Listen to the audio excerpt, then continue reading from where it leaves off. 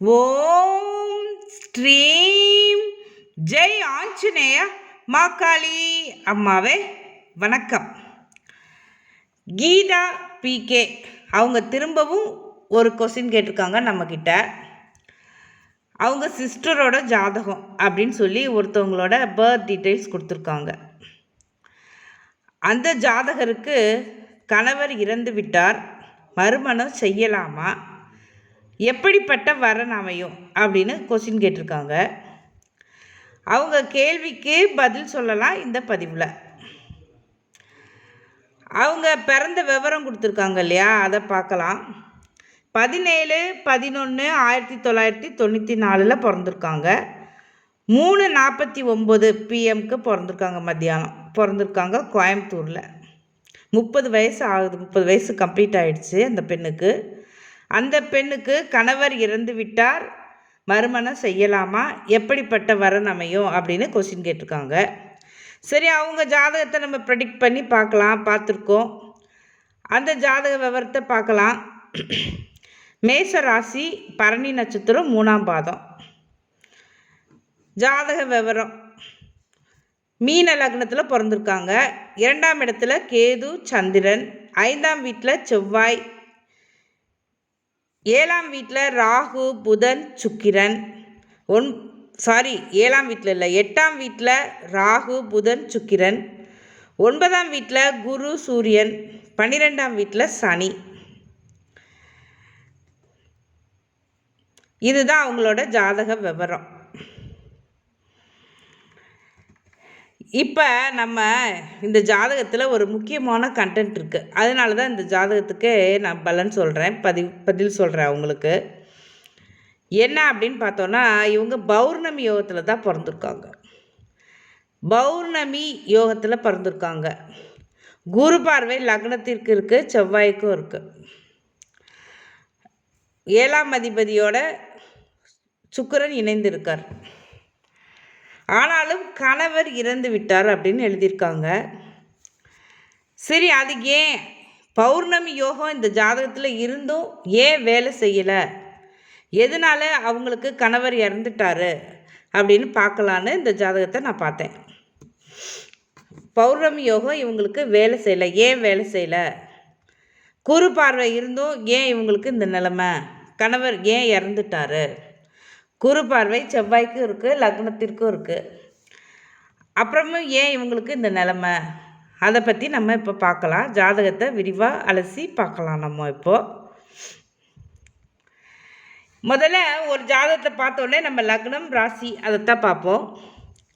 லக்னத்திற்கு எவ்வளோ வலு இருக்குது, ராசிக்கு எவ்வளோ வலு இருக்குது, அதைத்தான் நம்ம முதல்ல பார்க்கணும். அதுதான் பேசிக் பாயிண்ட்ஸு. லக்னத்திற்கு முன்னும் பின்னும் சனி கேது இருக்காங்க.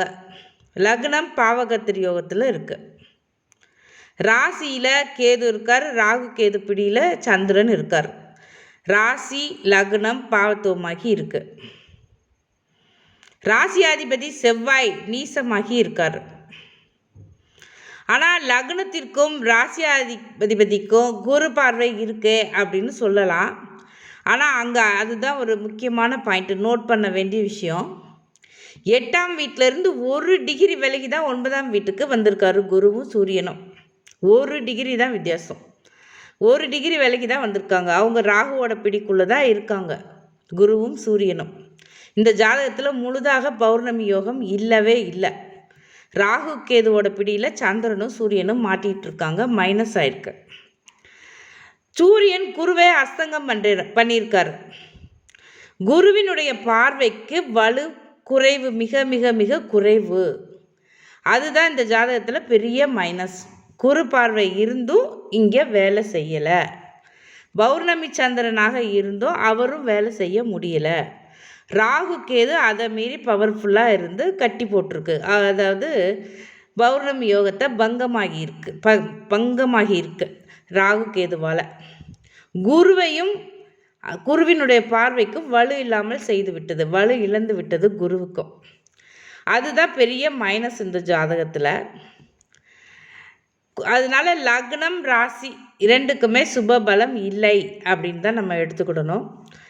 லக்னம் அது மட்டும் இல்லை, லக்னம் ரேவதி நட்சத்திர புள்ளியில் உளுந்திருக்கு. பாதகாதிபதி புதன் வந்து இந்த லக்னத்திற்கு பாதகாதிபதி அவருடைய நட்சத்திரத்தில் லக்னம் உளுந்திருக்கு. அதுவும் ஒரு மைனஸ் பாயிண்ட்டு தான். அதனால் இந்த ஜாதகத்தில் லக்னம் ராசிக்கு வலு இல்லை. சரி, 5, 9 அதை பார்க்கலாம். 5ஆம் இடத்துல செவ்வாய் நீசமாகியிருக்காரு. 5க்குரிய சந்திரன் ராகு கேது பிடிக்குள்ளே போயிட்டார். 9ஆம் இடம் அதை பார்த்தோம் அப்படின்னா அந்த செவ்வாய் நீசமாயிட்டார். 5ஆம் வீட்டில் நீசமாயிட்டார். 9ஆம் வீட்லேயும் 9ஆம் வீட்டுக்குரிய செவ்வாயும் நீசமாயிட்டார். 9ஆம் வீட்டுக்கு குரு இருந்தும் பிரயோஜனம் இல்லை. நம்ம ஏற்கனவே முதல்ல பார்த்த மாதிரி குரு இருந்தும் பலப்படலை. ஆனால் அப்பாவுடைய ஆதரவு இருக்கும், இவங்களுக்கு இருக்கும்.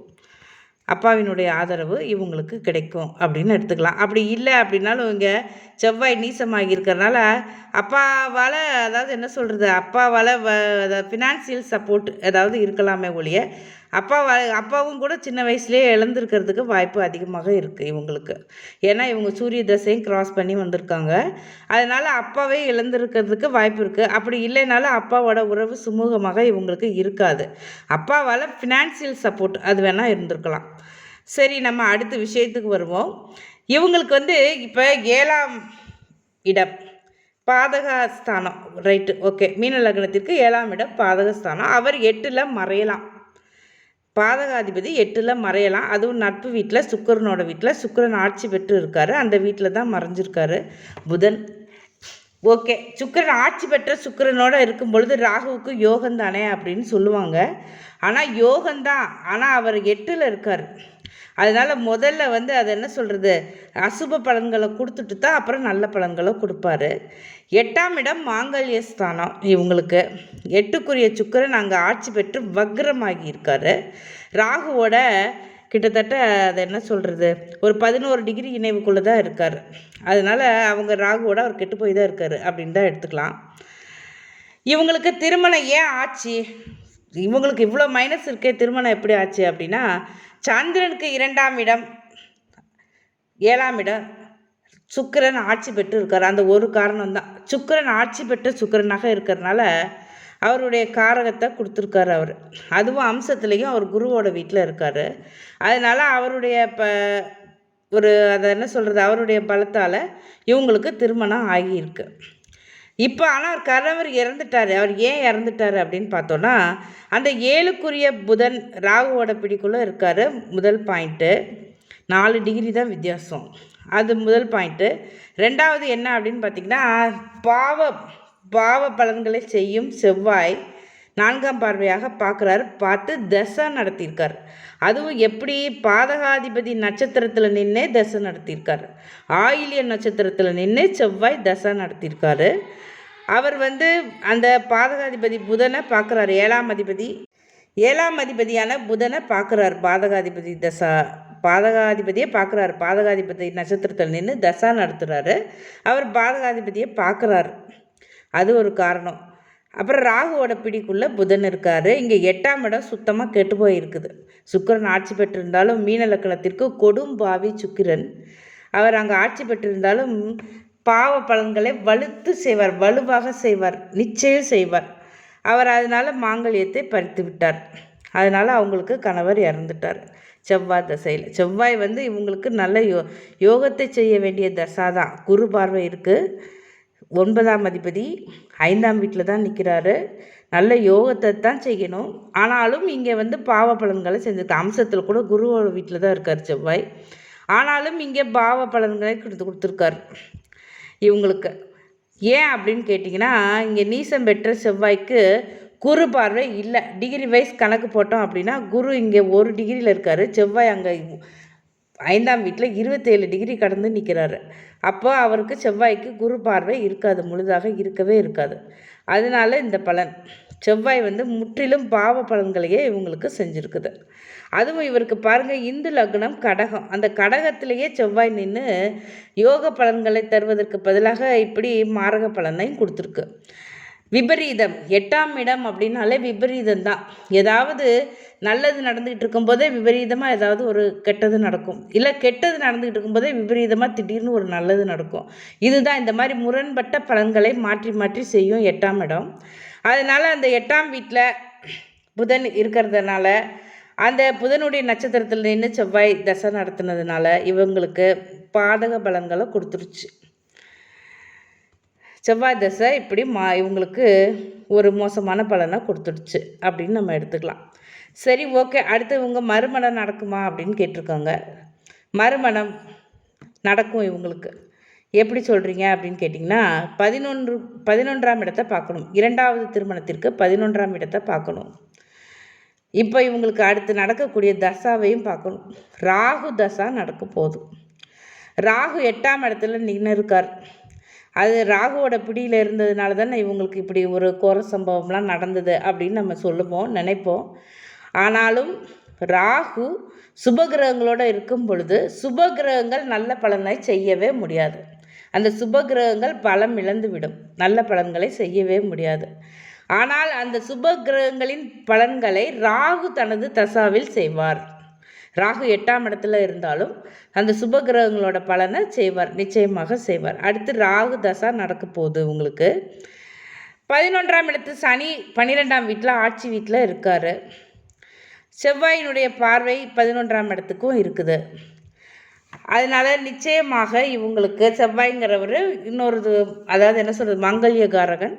அவங்களுக்கு அதனால் நிச்சயமாக மறுமங்கல்யம் உண்டு, இவங்களுக்கு இன்னொரு திருமணம் உண்டு. சரி, எப்படிப்பட்ட வரன் அமையும் அப்படின்னு கேட்டிருக்காங்க. வயது அதிகம் மூத்தவராக இருப்பார்.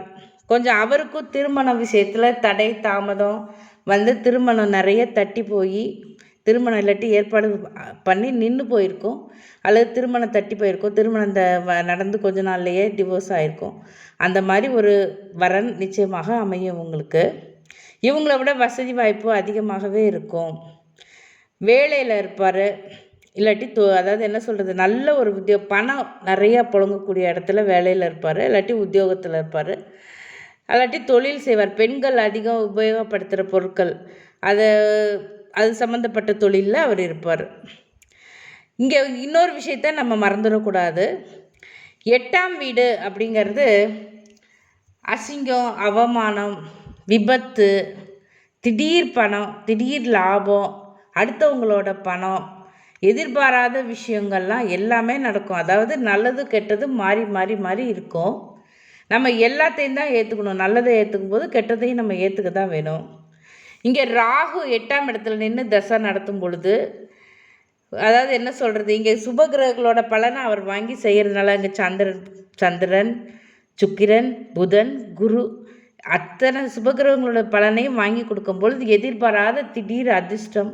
இவங்களே எதிர்பார்த்துருக்க மாட்டாங்க. அந்த மாதிரி ஒரு 2வது திருமணம் இவங்களுக்கு நடக்கலாம். நல்ல ஒரு அதை என்ன சொல்கிறது, பணம் அதிகமாக புழங்கும், திடீர் அதிர்ஷ்டம், பேரதிர்ஷ்டம் எல்லாமே கிடைக்கும். ஆனாலும் எச்சரிக்கையாக இருக்கணும். நிறைய துரோகம், அது என்ன சொல்கிறது, அவமானம், அசிங்கம், விபத்து, கண்டம், பழி சொல், பழி, இதெல்லாமே இருக்குது. இதுவும் இருக்குது, அதுவும் இருக்குது. இவங்க எல்லாத்தையும் எதிர்கொண்டு வாழ பழகிக்கணும். ஆனால் நிச்சயமாக இவங்களுக்கு ராகு தசாவில் மறுமணம் நடக்கும். அவங்க எதிர்பார்த்த மாதிரி, மனதுக்கு பிடித்த மாதிரி மணமகன் வருவார். அவருக்கு வயது அதிகமாக இருக்கும். இவங்கள விட கொஞ்சம் வயசு டிஃப்ரென்ஸ் வந்து அதிகமாக இருக்கும். மெடிசின் சம்மந்தப்பட்ட அதாவது என்ன சொல்கிறது, அந்த பொருள் சம்மந்தப்பட்ட விஷயங்களில் இவர் வந்து வேலையில் இருக்கலாம், இல்லாட்டி அந்த சம்மந்தப்பட்ட தொழில் செய்யலாம். அதுக்கும் வாய்ப்பு அதிகமாக இருக்குது. வெளிநாடுகளில் இவருக்கு வரன் அமையறதுக்கும் வாய்ப்பு இருக்குது. அந்நிய மொழி பேசுவாங்க, இல்லாட்டி அந்நிய ஜாதி மதம் அந்த மாதிரி இடத்துலேருந்து வர்றதுக்கான வாய்ப்பு அதிகமாக இருக்குது. மாப்பிள்ளை வந்து அந்நிய மொழி, மதம், ஜாதி அந்த மாதிரி இடத்துலேருந்து வர்றதுக்கான வாய்ப்பு அதிகமாக இருக்குது. இவங்கள விட பொருளாதாரத்தில் வசதி அதிகமாக இருக்கும். பணம் சம்மந்தப்பட்ட விஷயங்களில் இவங்களுக்கு அதிர்ஷ்டம் உண்டு, திடீர் அதிர்ஷ்டம் உண்டு, பேர் அதிர்ஷ்டம் உண்டு, நிச்சயமாக உண்டு இவங்களுக்கு. எதிர்பாராத தனம் அதிகமாக வந்து சேரும். ராகு நிறைய கொடுப்பார். செவ்வாய் தசையில் கஷ்டங்கள் அனுபவித்த அளவுக்கு ராகு தசையில் கஷ்டங்கள் இருக்காது. இருந்தாலும் ஆனால் எச்சரிக்கையாக இருக்கணும். இதுவும் அதுவும் காம்போ பேக்கு தான் இவங்களுக்கு. நல்லதும் இருக்குது, கெட்டதும் இருக்குது. இரண்டுமே கலந்து நடக்கும்.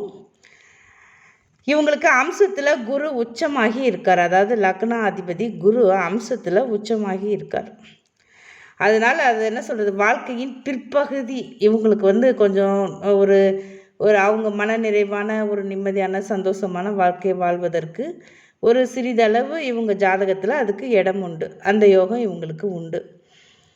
அதனால் சுக்கிரனும் பாருங்கள் அவங்களுக்கு அம்சத்தில் குருவோட வீட்டில் இருக்கார். அதனால் இவங்களுக்கு இரண்டாவது திருமணம் மறுமணம் நல்லதாக அமையப்பெற்று இனிதாக வாழ வாழ்த்துக்களை சொல்லுவோம். நேயர்களே, இந்த பதிவு உங்களுக்கு பிடிச்சிருந்ததுன்னா லைக் பண்ணுங்கள், கமெண்ட் பண்ணுங்கள், ஷேர் பண்ணுங்கள், சேனலை சப்ஸ்கிரைப் பண்ணுங்கள், பெல் ஐக்கானை தட்டி விட்டுருங்க. ஜோதிட சம்பந்தமான பொதுவான கேள்விகளுக்கு யூடியூப் கமெண்ட் செக்ஷனில் கேள்வி கேளுங்க. நான் உங்களுக்கு பதில் தர முயற்சிக்கிறேன். டிம்பிள் அம்மா ஆஸ்ட்ரோ அப்படிங்கிற இன்ஸ்டாகிராம் பக்கத்தையும் ஃபேஸ்புக் பக்கத்தையும் ஃபாலோ பண்ணுங்கள். நன்றி, வணக்கம்.